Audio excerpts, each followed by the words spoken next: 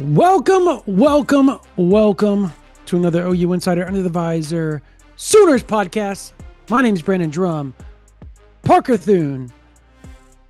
This is powered by, obviously, Riverwind Casino.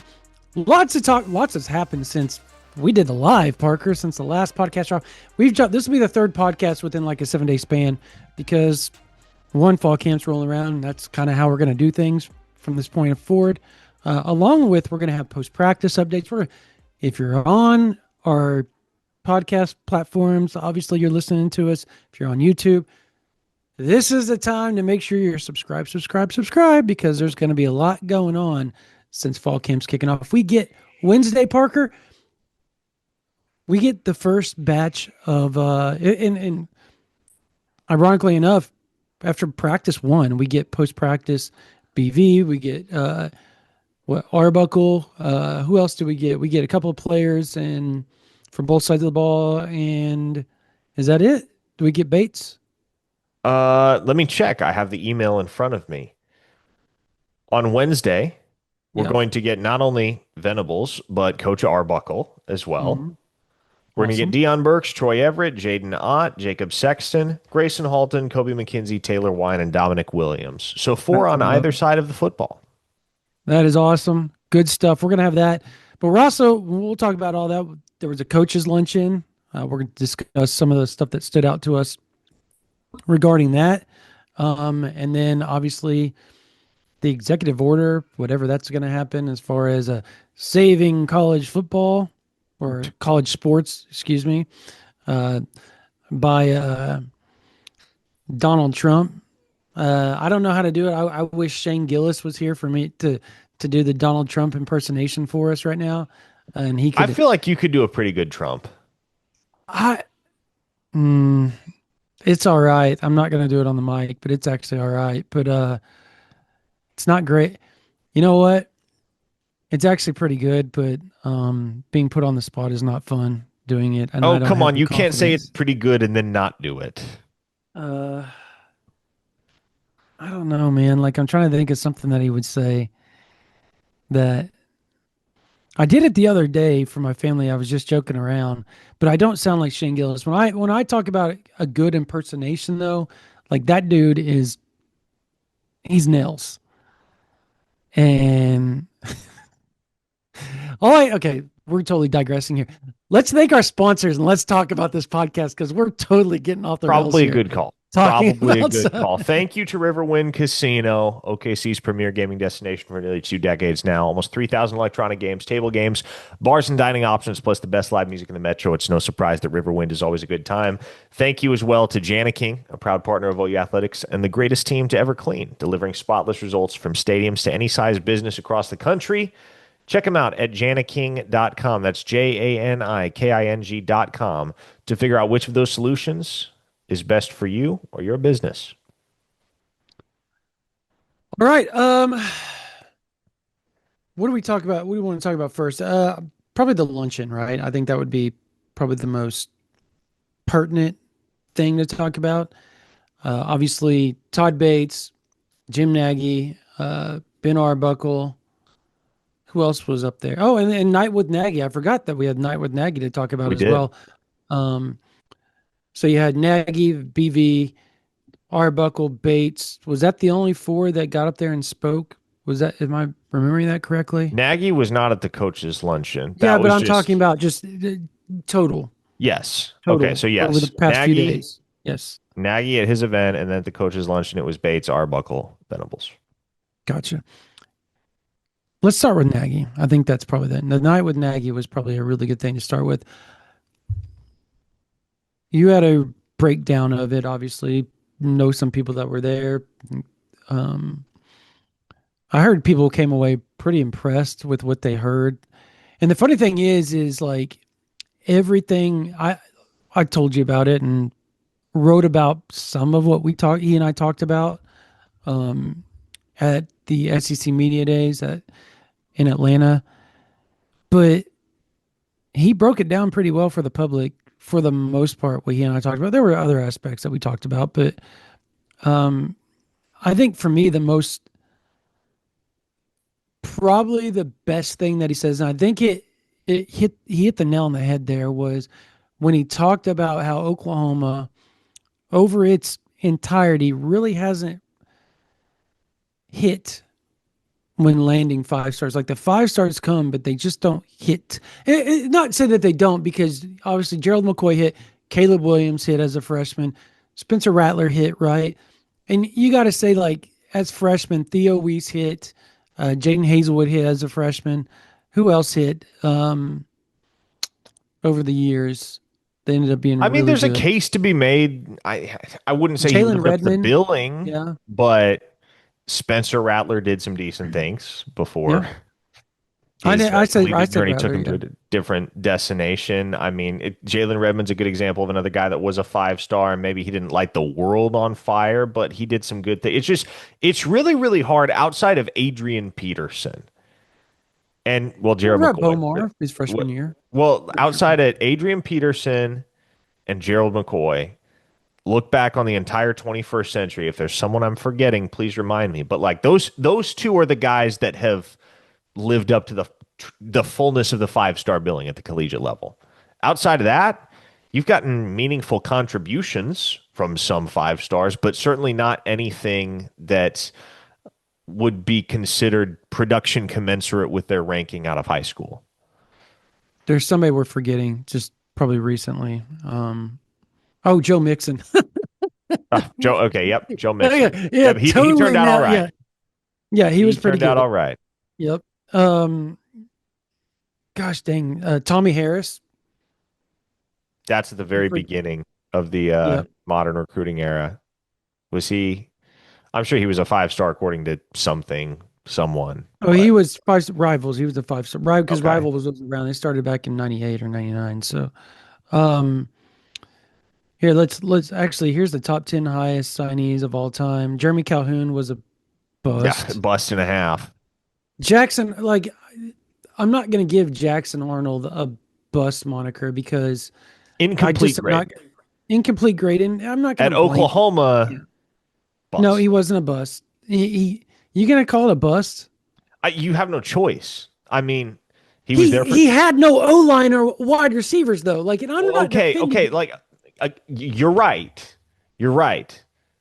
But like to me this is very binary. Either he had a successful stint at Oklahoma or he didn't. Doesn't matter what the circumstances. I think we I all guess that's understand fair. the Yeah. circumstances were Okay, adverse. that's fair. He didn't have a good career at Oklahoma. Is what it is. Yeah, that's fair. If we're being just binary, like pretty chalk and not circumstantial. I guess. Yeah, that's fair. You want to know one that I always forget about? DeMarcus Granger, and he was pretty good, pretty freaking good at defensive tackle. So like, but then there's and I'm gonna start naming them. Obviously, Jeremy Calhoun, Jaden Hazelwood, you had Theo Weiss, uh, Rep Bomar. Would you give Rep Bomar a thumbs down Thumbs down. Yes. or okay? Um, gosh dang man, I'm trying to like find all the all-time football signees because there are some like when you dive back in this, it's kind of interesting, Parker. Like very, very. Have you seen the list of the Oklahoma all-time football signees at all? Well, yes. Like the 5 stars. I'm trying to find the 24/7 one Yeah, that I mean even though we're with on three. mhm. There's a ton of 5 stars that Oklahoma has signed in the 21st century that, to use Jim Nagy's exact words last night, according to folks that were there in the building, he called it not an illustrious group. It Again, isn't. relative to what their expectations were coming in as 5 stars, it's 100% accurate that the median 5 star at the University of Oklahoma in the 21st century has not lived up to the billing. Um, yeah, the quarterbacks is rough. Tommy Grady was a bust. Brent Rawls. Was Brent Rawls Uh, really a 5 star? yeah, I Woof. think he was. You know where he played his high school ball? Yeah, Evangel Christian, right? Evangel Christian Academy. Yeah. I'm trying to think who else. Like, there's 33 all-time recruits, and it's it's bad. But anyways, um, was it what else stood out from what he talked about in your mind? Like, I'm trying to like sift back through everything that he said. I mean, I I love how the guy doesn't care, and Oh, he that to doesn't. me, both at his event on Thursday night and in his radio interview with Dari Noka on KREF that very morning, you come to realize that Jim Nagy does not care what the public thinks. And I feel like in order to be an effective general manager, that's the attitude you kind of have to have. You got to be willing. Hmm. And I think my favorite thing that he said, chef's kiss, banger, if you will, was when he said, I feel like, and I'm paraphrasing here, there are some fans that would rather win the off season than win the actual season. I love Yeah. the fact that Jim Nagy's just willing to go on record in front of a microphone and say the things that need to be said as Oklahoma's general manager. And one of the things that needs to be said, it shouldn't need to be said, but it does, is that he's really good at his job. He's hired people around him that are really good at their jobs, and they're going to trust their own eyes. They're going to trust their own instincts. They're going to trust their own experience in order to build a Hmm. championship roster at the University of Oklahoma, regardless of whether or not the average fan or the recruiting services think that there is a championship roster coming together. Hmm. So I agree with what he's doing. It is ballsy, Mm-hmm. super ballsy. By the way, speaking of, I'm speaking of ballsy. You want to know who else was a 5-star? No, this is going to make sense when I say it. Oh my goodness, Trey McTwire. Well done. All right. Anyways, yeah, but no, he was it, Nagy, to stay on topic here and not kind of. Never mind. I'm not even gonna go. Almost made another Matwire joke, and I'm not gonna do it. But yeah, it's ballsy. Like, everybody wants to like kind of make the Moneyball analogy, right? And he talked about that, like the Moneyball analogy with the Oakland A's back in the early 2000s. It worked for them. Like, it worked. They found system guys. They found exactly what they were looking for. They did exactly what they were looking for. They stayed true to it no matter what. No matter what. No matter the disdain they got from the fans. Because remember, they got killed for trading away Jason Giambi, right? Like, and those are the type of things like, and I'm trying to equate that like it's it's passing up a 5-star you don't want to deal with. It's it's not going after the Celestimoas of the world, right? Or pushing when you have a chance there, right? Because you don't want to deal with the negotiation that could make it outlandish when it's all Mm-hmm. said and done. And I just threw a name out there. Like, that was just kind of a top tier name that I know Oklahoma was in on really high, and they kind of steered away from. Um, but if you find fit and you can develop them, it's also a matter of patience, Parker. How much patience is a fan base, is the administration going to give Venables? And does this, like, if you're Brent Venables, and this is a question I want to know, and let's say it doesn't work with what they're doing right now, does Nagy go if they fire BV, or do you keep Nagy and bring somebody in that you feel like can kind of do what he's asking them to do with the roster that he's put together. Yeah, I mean, you have no reason to move on from Nagy if you wind up moving on from Brent Venables. And honestly, like I don't like the whole I don't like that whole topic of conversation just because I think like if everything goes according to plan in 2025, if everything goes the way Jim Yeah, Nagy and there's that nothing to staff talk about. expect them to, like there's nothing to Yeah. talk about. Yeah. And so, it feels to me like that's a conversation that could be better shelved and discussed, like if and when Brent Venables is dismissed. But I think part of the reason Jim Nagy took the job as Oklahoma's general manager, and he's on record saying this, is because he feels like with their current alignment and the folks that are currently in that building, that they can compete for championships. And so I don't think Jim Nagy took the job at Oklahoma under the impression that Brent Venables was going to crash and burn and be out of a job after 2025. Right. And even if that happens, I think Jim Nagy is still on staff as Oklahoma's general manager, helping lead the program into whatever the next era is as far as the head football coach. But Yeah. a large part of the reason Jim Nagy is here is because he believes in Brent Venables and that staff. No, I agree. I've always found that interesting because in the college world, just because coaches have always the talent that's brought in has been on their shoulders, but now it's really not.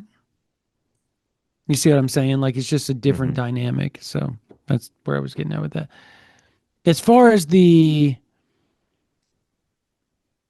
just the tone of how you feel this program, like, and we didn't even discuss this, like Matt Hayes from USA Today, the senior college football analyst and writer, goes on that SEC podcast and drops an absolute nuke to the college football world when it comes to predictions and goes, Oklahoma. And like he said it with such confidence, chest out, like Oklahoma's winning the conference.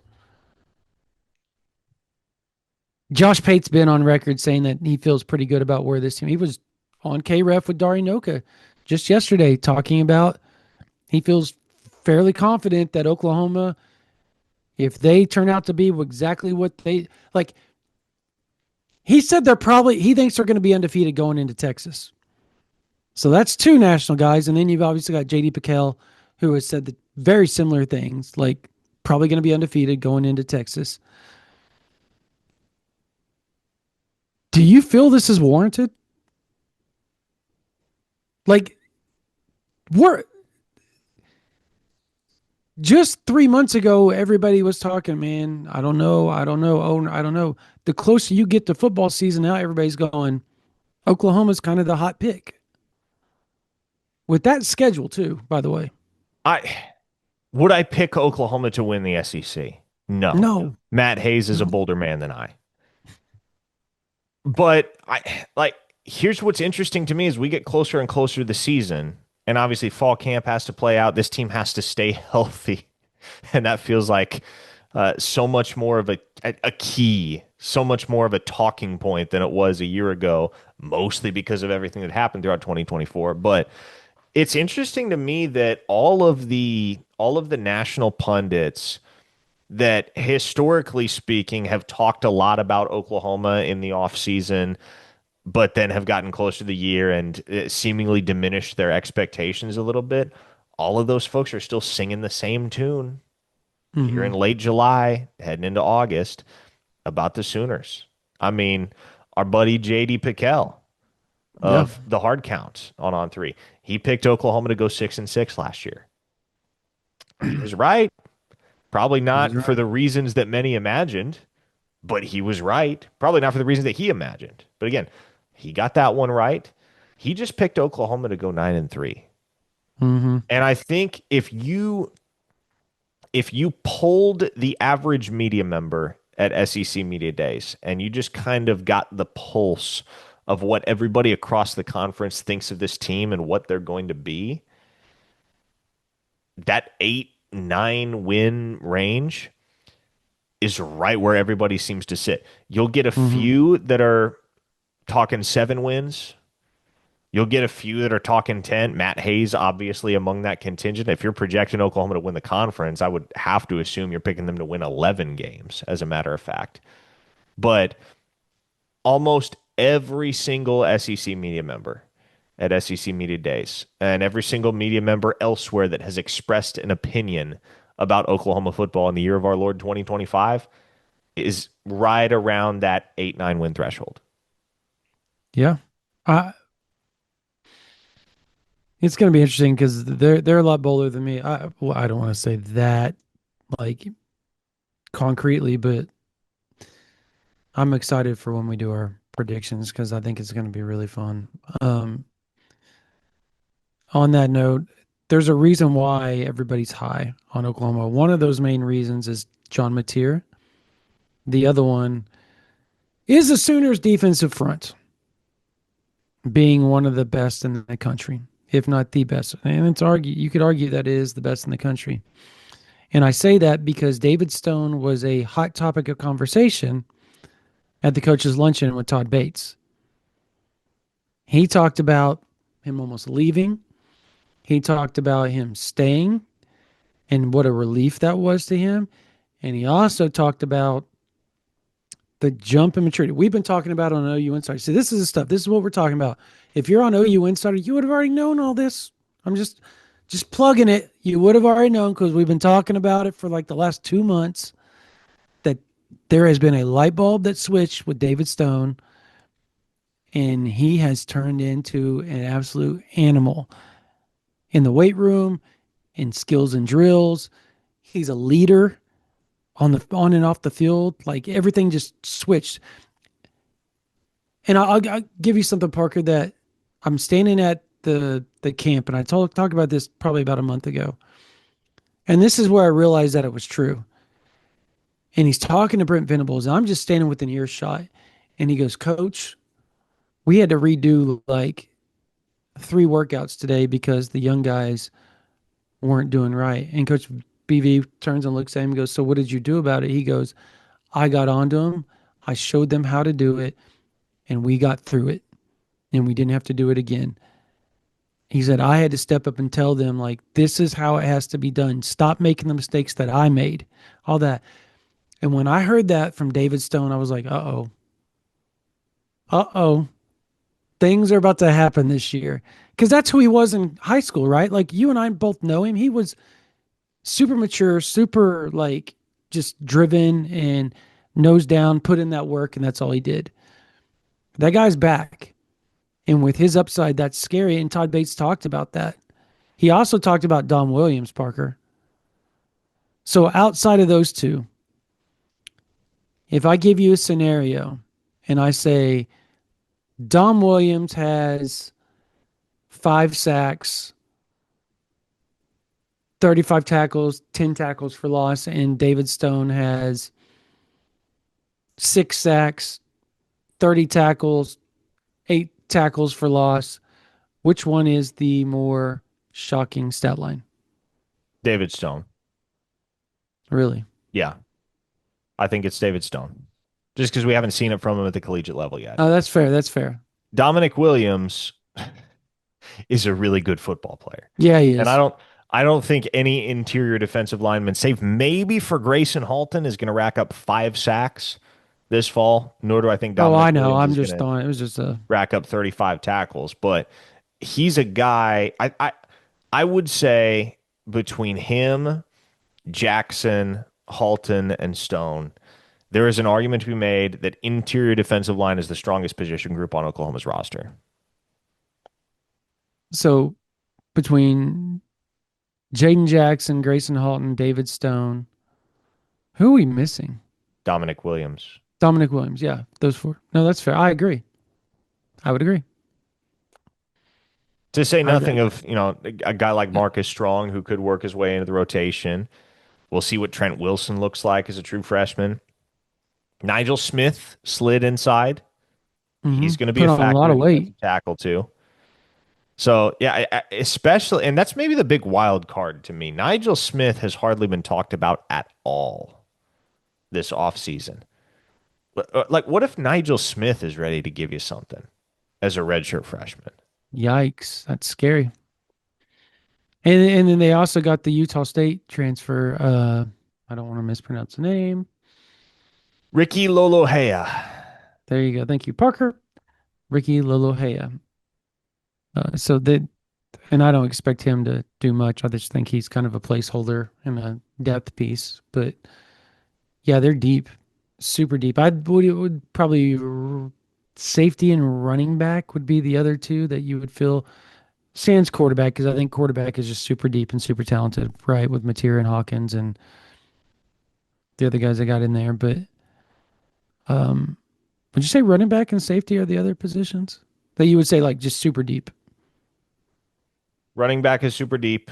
Safety is definitely Safety. super deep. I actually think cornerback is super deep too. Now, I'm not sure about the top end talent in that cornerback room. I think I know. I think I know Hmm. that Gentry Williams and Eli Bowen are going to be studs, but a lot of that is contingent upon health. Yeah. What else stood out to you from the coaches' luncheon? Like, did Arbuckle say anything that just kind of was like, whoa, to you? Listening to Nagy and Arbuckle talk about Jaden Ott Hmm. was very exciting. Very exciting because Nagy said Ott is not only the heaviest he's ever been at north of 210 pounds, but he's also faster than he's ever been. That's scary. It and let's just I think Nagy said yesterday he weighed in at 211. Let's say he's 210 come the season.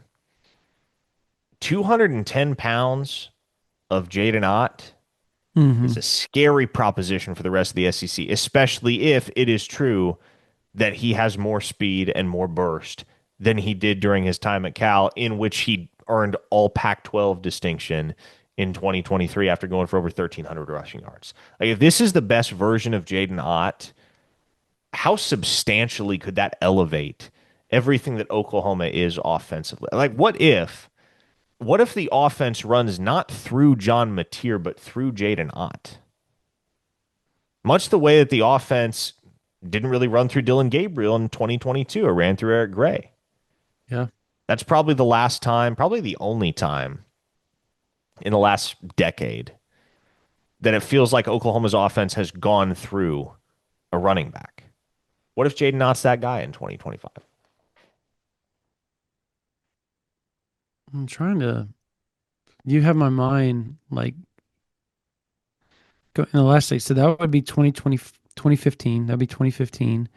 That was Joe Mixon, Samaj P. Ryan. And they had 2016 as well. So I would, mm, would you say they didn't go through them? No, Baker Mayfield. Well, I I mean, know they he had was good on there, but years. They had good they years, both but ran for 1,000 yards, right? Like, um, because there was how many years in a row did Oklahoma have two or three guys with 1,000 yards they rushing? It had was multiple like two, 1,000 yard three. rushers in 16, 18, and 19. Yep, But in 18 and 19, the second 1,000 yard rusher was a quarterback. So that's true. That's very true. So whoa. Sermon had at that was 17. That was 17 that he and but no, what was the year that Sermon had 1,000 yards? he had 987 in 2019. He never cracked 1,000 at Oklahoma. So he got close. So he would have been the third guy. He got close, just didn't get Or to it it. was it was 18, excuse me. 18. He had 987 as a sophomore. Yeah, because that was the year. Got very, very close. Kyler and Kennedy Brooks rushed for 1,000 yards that year. Yeah, and then the year before, and but Nick Anderson never rushed for 1,000 yards, did he? Rodney? Rodney Anderson, I Rodney, mean, no, he did. He Rodney. rushed for 1,100 plus in 2017. He was Oklahoma's only 1,000 yard rusher that year. Did he get 1,000 that year? Because I remember it was after K State that he like took off. Mm-hmm. Like it was K State was like the first big game. Okay, I'm just my brain just you said that, and I just had to go back in history and just be like, okay, hold on just a second, because they've had some really good running backs through the Ramondre Stevenson, like they were loaded. Um, did Venables say anything that just kind of stuck out to you? Because I don't, for me, it was just like, yeah, yeah. We heard a lot from Coach Venables last week at SEC Media Days. Yeah, that's what I was like. I don't feel like he needed to give us much more. And Arbuckle was just the J Arbuckle and Nagy with the J Knot, and that's the only thing that stuck out with you offensively. I thought the uh, Zion Kearney stuff was interesting because it's not a name that gets propped up a lot. And he talked about him being a guy that's going to be a playmaker for him. Didn't expect that. Wasn't on my bingo card, Parker. Zion Kearney. Not that I don't think he's a good player. It's just we haven't heard a lot about him. Sure. You know what I mean? Mm-hmm. So if he actually lives up to the hype, his high school film was ridiculous. So that would be pretty awesome for Oklahoma.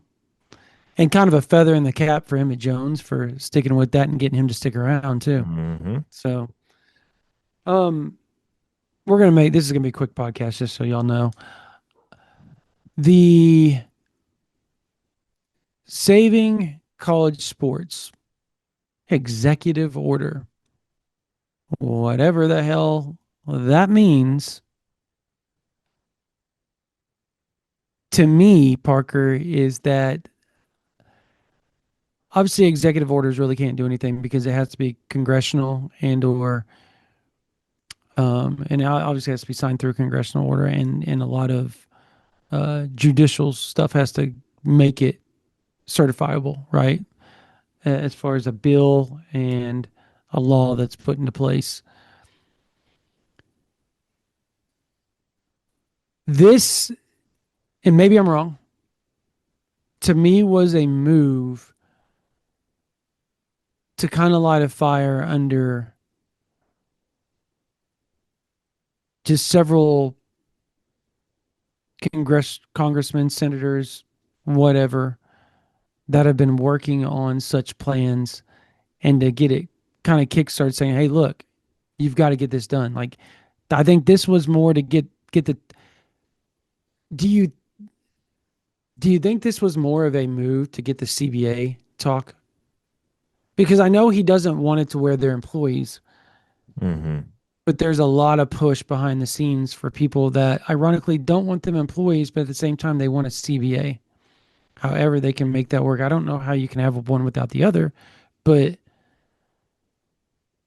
to me, this was just to get this thing moving forward. Would you agree with that? Like, because there's not much that can be done with that. You read the Ross Dellinger piece, right? Yeah, there's a lot of parallels here to the SCORE Act, isn't there? There Like was. Yep.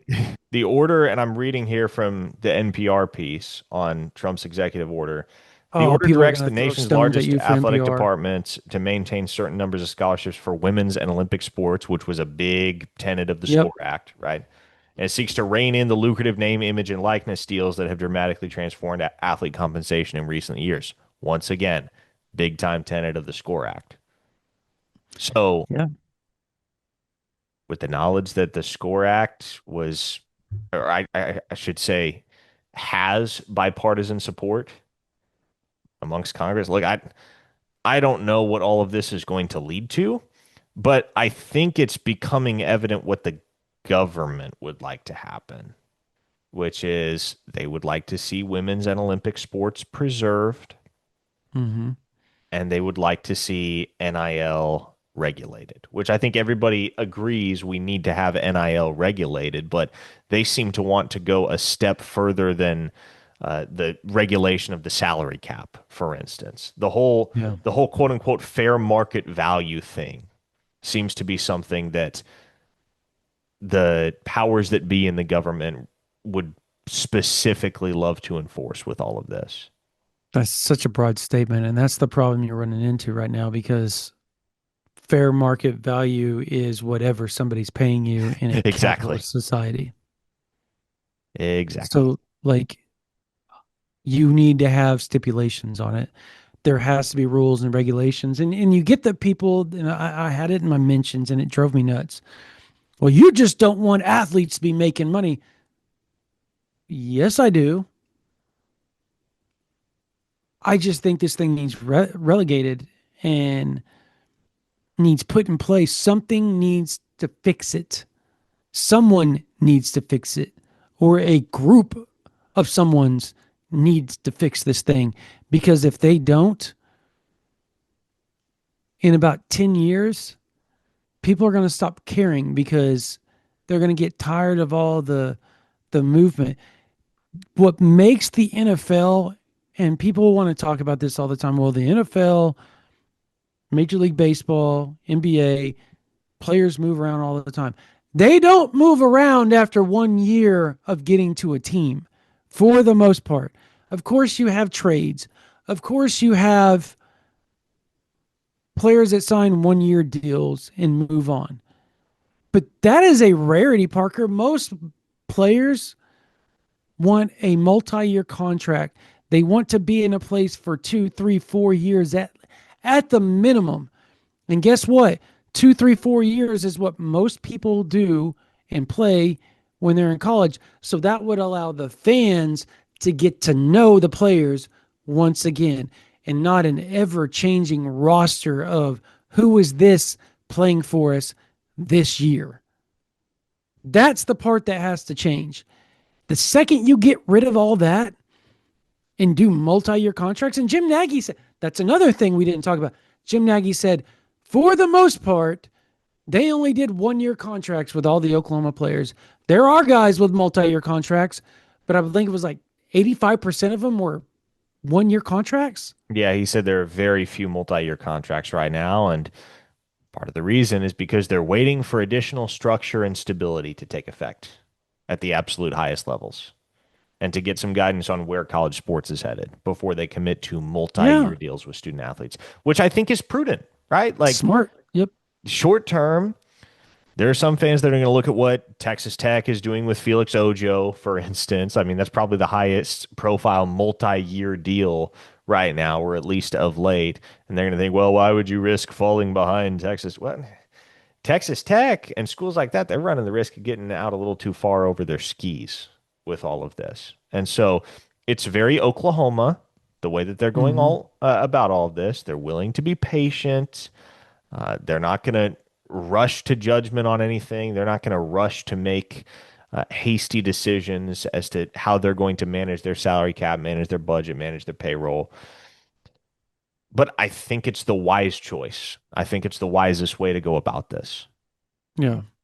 No, I agree. Like after filling this thing out, reading it, just kind of gathering all the information. I used to be kind of a what are you doing type deal, because here's the thing. Ojo's not bound. No matter what you do, no matter how much money you pay him, he's not bound to stay with you. He could leave Tech in an instant. And with the way that the NIL contracts are structured, he owes you nothing. Just leaves, and you're left empty-handed. You're left paying for a guy that gave you a year, and what if that year was nothing and you paid out the wazoo for somebody that did absolutely jack crap on the field? Yep. And then he leaves and goes somewhere else, and then he plays. Because you developed him for that year, and somebody else is going to get to not only pay him cheaper, but they're going to get more of a product out of him. That's what you risk. That is a huge risk.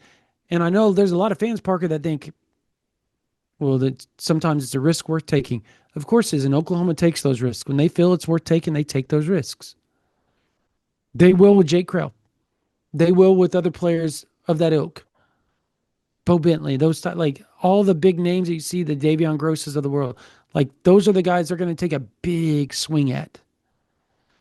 I would venture to guess Cooper Hackett in 2027, and who else? Jalen Brewster. Jalen Brewster will be another guy that they take a swing at and will pay an inordinate amount of money to make sure those two are on their roster. But, and not to say that Ojo's not good, after watching him in person, multiple camps, Parker, would you say he was worth that money? I don't know that any player is worth that money except maybe Jeremiah Smith. Fair. Like to me, That's fair. That's Oh, fair. That's fair. man, That's like fair. I would have a hard time paying that much money to any singular player. But again, you said it. Market value is what somebody's willing to pay you. So, Yep, hey, if that's market value for Felix Ojo, more power to him. More power to Tech. for sure. For sure. We're gonna have it, man. OU Insider is gonna be fun for you guys. I hope you all join us over there because it's gonna be worth it this week and beyond. Like fall camp's kicking off. The football season's right around the corner. $1 for the first week will get you access. And not only access to OU Insider, but access to the best national recruiting team, the best transfer coverage team nationally, and the best college football coverage nationally, period. All of it on 3 OU Insider, $1 for the first week. Plus, Parker, like we've dropped, between Parker and I think we've dropped probably 6, 7, like in-depth off-season team notes. We dropped almost daily recruiting information for you guys. You have Jesse dropping a bunch of amazing stories on softball. There's softball stuff going on. Obviously, he covered the portal when it came to that. You got Brody Lusk, who's been killing it with off-season basketball notes, recruiting stuff. Just whatever you want. If you're a big fan of whatever sport, we've got it covered for you. Baseball, we got it. Josh Marler's got it over there on OU Insider VIP. We've got you covered. Just $1 for the first week. $11.99 is all it is per month. Like it's cheap. Or you can do $19.99 for a whole year, which again is worth the value. I promise you, it's worth the value to get access to, I think, like 126 sites, something to that extent. It's insanity. So come join OU Insider. The thousands of OU fans are already there. We'd love to have you. Community is awesome. It's fun. But that's going to do it for this version, the quick version of an OU Insider Under the Visor Sooners podcast. Powered by Riverwind Casino. For Parker Thune, my name is Brandon Drum. You all have a blessed day.